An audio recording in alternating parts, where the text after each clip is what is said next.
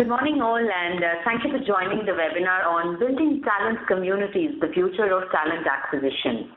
I'm Savita from People Matters and will take you through the agenda for today's webinar. We have a privilege of having with us Arun Dhaka, Country Sales Director, India and South Asia, Cornerstone OnDemand. First of all, I'd like to give you a little brief about the Tier Leadership League that we have in place. It's an initiative which is specially designed for the tier leaders, helping them take talent acquisition to the next level. This league is a combination of a bunch of activities like the newsletter, masterclass, like this one, trying out half-day events, and the awards. Just to give you a brief on the webinar that we have, the masterclass is going to focus on building talent communities, the future of talent acquisition. Acquiring talent is not just a seasonal activity anymore. Increasingly, companies and individuals both are looking at being part of talent communities where people come together, sometimes even with a company mission. This masterclass will focus on how these communities are changing the way talent acquisition is being carried out. A little about our speaker today. Arun has more than 14 years of experience in leading the team across India to deliver value to customers on platforms and solutions to the following verticals like banking and financial services, telecom, insurance, government, retail, manufacturing, and many more. The sponsors for today's webinar, helping us make this program absolutely happen, is Aon Hewitt, which is a global leader in human resource solutions with over 30,000 professionals in 90 countries, serving more than 20,000 clients worldwide. Aon Hewitt is a leader in the design and implementation of reliable and valid assessment tools. The tools objectively measure the abilities, skills, and personal attributes that predict job performance, job fit, and employee retention. Cornerstone OnDemand is a global leader of cloud-based talent management software solutions.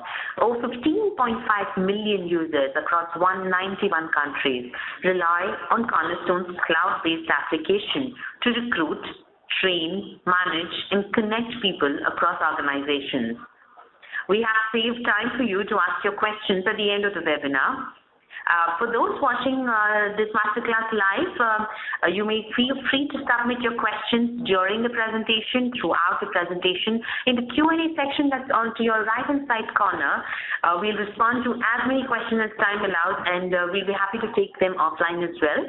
We have a few full exciting agenda ahead of us, and I request you all to please access this webinar from today's chat section only to make it more interactive. Arun will take lead in this webinar, so without any further delay, I'm going to hand over the microphone to Arun. Over to you, Arun. Yeah, thanks, Savita. Thank you, Arun. Hey, good morning, good afternoon, good evening, depends as to where you're joining this webinar, and thank you for joining today morning and spending the we're going to talk about in terms of building the talent communities, which is the future of talent acquisition. Pranav, can you give the handle to me back? Okay, perfect. I have this now.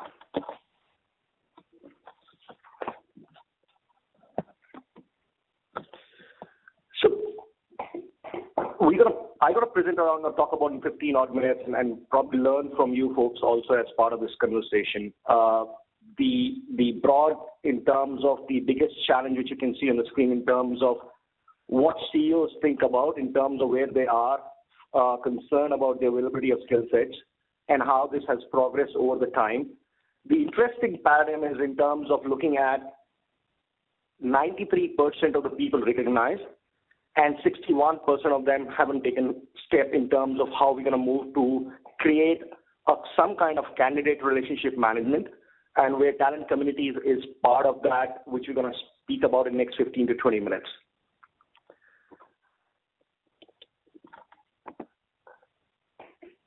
This is the reality. I mean, how many of us in terms of gone to the conferences and heard of things like, oh, I see more traffic on the Glassdoor company page than my own career website? The reason why, because people are searching around to understand your company's culture, the career opportunities, what the environment is like, and how leadership is viewed in the organization. And that's what has made talent to win this war. We believe this is a time to reimagine the talent acquisition function. And every one of you would have heard this in multiple platforms. This is what my personal definition is in terms of how you're going to reimagine the talent acquisition function. I believe the first part of that is you should become irresistible. What I mean by that is manage your employment brand. The questions one should ask oneself is in terms of, are you certain your employment brand is both relevant and resonates with the candidates? It could be the second step is disseminate your brand, which I mean is craft a strategic social media campaign. And the question while asking that and delivering that would be, do you really provide meaningful social media content to candidates? What do you think they want and why do they want? Another step would be in terms of creating a good impression, which is basically developing a candidate experience strategy. And we're going to speak about talent communities as part of that experience strategy. Questions one should ask themselves is, how do you address these pillars? The engagement pillar, the application process pillar, the communication pillar. Taking this further conversation in terms of the other step would be create whatever you're doing in terms of candidate centricity. Everything which you're going to look out in terms of reimagining the online application space. Do you have a mobile apply first strategy? That could be one of the questions you're going to ask in terms of how you're going to reach out to the talent pool. Another step could be in terms of from a broadcast, we believe it should be from a narrowcast. Reinvent the candidate communications. Ask yourself, how am I reaching to the individuals? I'm going direct message, I'm on Twitter, I'm on LinkedIn, I'm on Facebook, and so how are you going to reach these guys? Another step could be in terms of collaborate to win. Engage with the hiring managers, and recruiters should effectively partner with the hiring manager, and these are questions you're going to ask in terms of your own metrics within the organizations. Always search for great talent. Develop talent pipelines. Talent communities is one step towards it. There are multiple more steps, but we're going to speak about in a couple of minutes on talent pipelines and how the talent community is going to help in terms of talent pipeline. One more important step is up the ante on onboarding. And that's not the topic today, but that's one way in terms of how you're going to reimagine the talent acquisition piece. Go beyond the historical reporting. I mean, look at in terms of how the predictive analytics and a workforce planning by the business is driven and how you're going to be part of that workforce planning and analytics piece where you're going to look at in terms of your acquisition strategies which are aligned to workforce rather than just looking at in terms of just acquiring candidates. And look beyond your backyard. I mean, 68% of the companies today in India are not prepared for a global talent acquisition function. So that's what we mean by reimagining talent acquisition. We're going to speak about in a bit in terms of developing talent pipelines. We're going to talk about in terms of creating candidate experience strategy, and that's the topic today. We believe this one, in terms of creating a talent brand, a chief human officer should be actually part of in terms of bringing the chief marketing officer functionalities as part of delivering that message back to the market ecosystem. And it has to be multi-channel. It is based on what employees, what's the social part of it, where are you going to look at from a web, how you collaborating and partnering itself, where does the advertisement get created, what's the mobile strategy, how are you going to the universities and alumni, and the candidates themselves. That's what we talk about in terms of multi-channel marketing, which is the first steps in terms of creating the talent communities. Shift from sourcing to evergreen talent acquisition strategy. Create things on your page, and it's all about videos. Be more visible and shareable. Talk about in terms of what the internal communications are happening and how this could be propagated back on the website. And in terms of being connected, both we talk about in terms of employees, candidates, and alumni. And the last one is the biggest strategy which we talk about in terms of leverage technology. And the next slide talks about why leveraging technology makes sense, because at the end of the day, it's just not about in terms of great application tracking system, but the companies who have deployed technology and leveraged technologies like vendor management systems, like candidate relationship management systems, like workforce planning are 2 times to 4 times, 3 times more likely in terms of working towards becoming a top performing talent acquisition functions within the enterprise. And there are multiple things on technology. You can look at in terms of how predictive analytics is changing the talent acquisition space, how you can look at in terms of candidates, which is the right candidate, wrong candidate before you even hire that.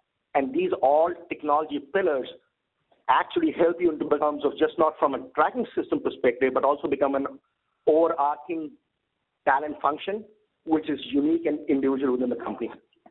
So we talk about talent community, and that's the topic we're going to have, and I'm going to focus more on terms of that. Talent communities have been traditionally been referred to as talent pools or talent pipelines. But the advent of web and spread of social media means the traditional ways of keeping talent pools together through emails and phone calls are now a little outdated. And the research talks about in terms of candidate pool development is the second most influential talent acquisition performance driver, 2 times more influential than the remaining performance drivers as part of a TA function. The deployment of a robust candidate pool should be top of the mind of the recruiters as they are tasked with providing just-in-time candidates as well as talent solutions for the enterprise.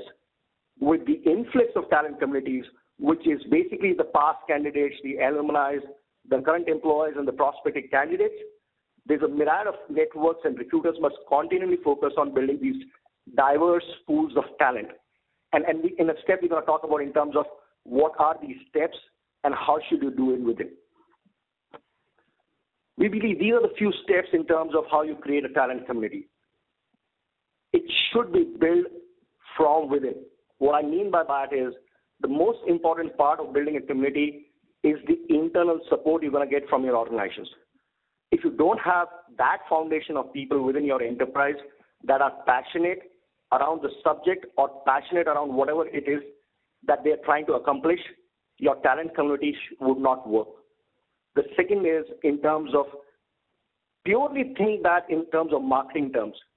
Like in marketers use a variety of tools to have a two-way conversation with their clients through things like HubSpots, inbound marketing platforms, and to innovate customer service, the same approach to social media should be taken by the HR. The goal isn't much different for HR. Engage people by building rapport and brand awareness. That's what I mean by in terms of thinking in terms of marketing terms. Create personas. I mean, this is pretty important in terms of think just as brands think about their target customers. I mean, I'm going to take an example of Lockheed Martin, one of the large defense contractor company. I mean, they approach talent community in a different way. They said, let's look at in terms of building up something called a military connect, which is basically to engage 3 groups.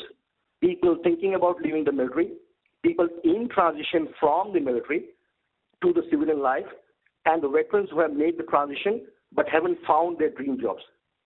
So what they did was they actually they worked in terms of giving people information that would help in each of those cases and see if they can solve some of the problems and the challenges faced by these personas.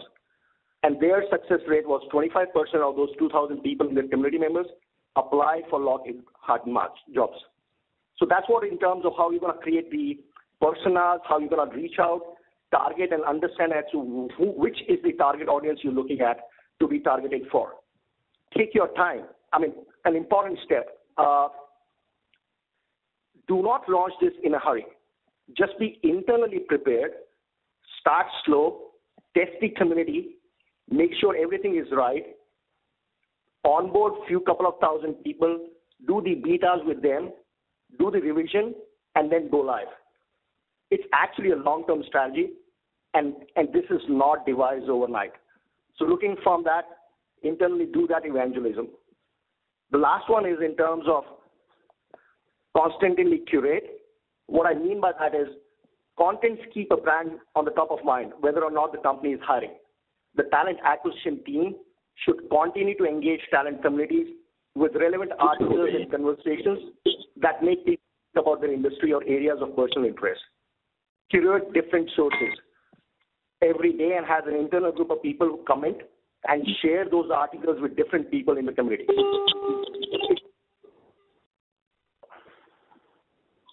So these are 4 or 5 broad steps which we believe in terms of are the right steps in terms of creating talent community. I just want to take a very interesting case, which is like Zappos. Everybody would have heard of that. I mean, the job seekers who wanted to send a resume and cover letter to Zappos couldn't find a career website. And that was for a particular reason. What Zappos did was they were always continuing hiring, but they changed their strategy from a career page to a talent page. What it means is they just approached that as a 3.0 talent community, a loosely defined buzzword that describes a variety of online communities where companies and individuals came together to talk about areas of similar interest. And once they came in, the HR teams were actually tracking the LinkedIn groups, the candidate relationship manager systems, the branded sites to understand what the specific interests, why people are joining the talent community. And once they understand their specific interests, they align the internal groups so that they can shift this from a short-term, immediate hiring mindset to an evergreen recruiting strategy that values meaningful relationships and shared interests. Interesting example, a lot of people talk about career side. They look at it in a very different way. Come and join us, share your interests. We will align internal people in terms of how these interests and what about my company going to be spoken about. One more example, which is what we have done internally, is created a community which we call as client community. And this is what we call as Cornerstone Success Center, where clients collaborate with each other and define what the next level of product enhancement should happen. Clients talk about their internal problems. Clients actually speak about the people outside the community and take their inputs. Clients speak with analysts outside in terms of understanding how the talent transformations or how talent communities are being driven.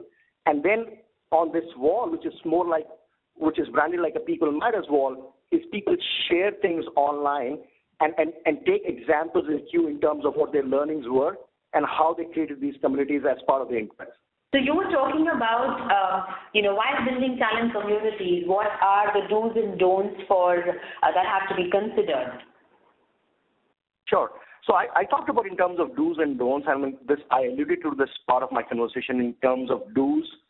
Don'ts is do not launch, take your time, do not launch soon. Do the betas, get internal people onboarded to it, run the content, look at in terms of what kind of response you get from the internal employees, because that's how you're going to look at from the external employees perspective. That's the first don't perspective. The do's is definitely it has to be driven from within, and also in terms of creating the right personas within different functions within an enterprise. These are the must-dos for any talent communities. I think these are the 3 or 4 broad pillars on which any talent community lies in. Obviously, there is an underlying layer of technology which could be anyone, but purely from a driving the engagement, these are a few things which I should think that people should look at while launching these kind of initiatives. Thank you so much, Arun. We have one question from Narayan, and it reads, how to reduce the risk of irrelevant and not suitable candidates? Can talent communities help doing so? I'm sorry, I can actually look at the questions once again. Can talent communities do what? Once again. How to reduce the risk of irrelevant or not suitable candidates? Sure. I think, for that perspective, it's basically just not the talent community which is going to help in that, because this is one of the ways in terms of how you're going to manage the entire candidate relationship management. The other ways are in terms of creating in terms of the right data points from the earlier hires and matching to the new ones, which is called from a hiring perspective. And all these talent functions are an integral part of in terms of how you're going to reduce the noise from a candidate search and candidate onboarding perspective. Its community is basically engaging it. Once you engage it, then it's basically you look in terms of what the right cultural part is, what kind of values share, and once they come in part of it, you use entire technology set in terms of looking at what the right data points are and looking at what the hiring part patterns should be, and then you hire it. So community is just one aspect to that part of equation, Savita. Oh, sure. Thank you so much, Arun, for this answer. We have another question which reads, in today's VUCA world, what should be focused more as in quality or quantity while hiring candidates? And there's a follow-up question to this. How can the quality be increased by tapping different talent communities? Sure. I mean, I think as we call today, I mean, our aspiration for everyone is to become an irresistible organization. I mean, that's like engagement is impacted by job design, management, the leadership, the work environment. And what somebody works is the VUCA part of it is if I can have right meaningful work by people, if my management is still hands-on, if I have an incredible work environment which is like flexibility, the culture of recognition, the inclusive, the diverse work environment, can I give growth opportunities to people in terms of training and supporting them on the job, facilitate their talent mobility within high-impact learning culture, trust in leadership in terms of mission and purpose. I think these are the few things which you're going to look at beyond talent community to become an irresistible organization. And these are the tenets for irresistible organization, which I feel, Savita. Thanks, Arun. There's one more question from Ranjit, which says, from point of view of large enterprises, and it is require a lot of amount of investment, how an organization can measure its effectiveness with talent communities? Sure. I mean, I just spoke about in terms of the example of Zappos. I mean, Zappos is one of the largest retailers back in the US. And what they looked at is they actually launched this called a Web 3.0 talent community. And their effectiveness in terms of cost per hire reduced by 33%. Their ability to onboard somebody through this increased by 56%. Their ability to retain somebody over a long period of time, just not acquiring somebody or onboarding it, but managing that talent reduced by 78%. So these are the numbers for any large enterprise who have successfully deployed a talent community, which they internally rebranded as Web 3.0.